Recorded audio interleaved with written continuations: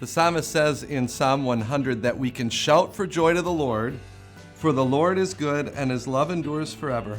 His faithfulness continues through all generations. In 1636, amidst the darkness of the 30 Years' War, a German pastor, Martin Rinkart, is said to have buried 5,000 of his parishioners in 1 year at an average rate of 15 per day. His parish was ravaged by war and economic disaster. And in the midst of that darkness, with the shouts of fear outside of his window, he sat down and wrote this table prayer for his children.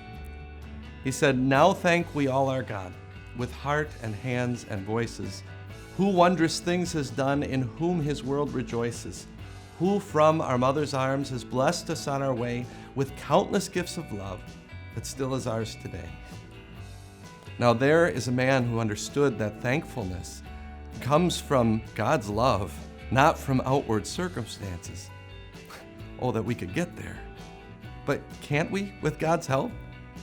Remember, the psalmist says, "For the Lord is good and his love endures forever. His faithfulness continues through all generations." What if we would take this Bible passage and you would put it in your wallet or your purse for a month, and every time something frustrating happens, before you respond, you would look at this passage and ask yourself how it applies to this situation. How would that change things? To remember that as much as God loves to bless us with outwardly good blessings from our human perspective, He is absolutely zealous about blessing us with whatever it takes to get us to heaven to be with Him. How would that change things? It would change everything, because the Lord is good and He is forever faithful, so He will do what He promises.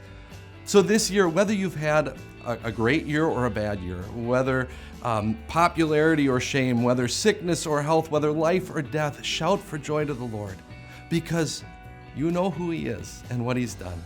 He is good and forever faithful. And for that, dear Jesus, we will be eternally grateful. Amen.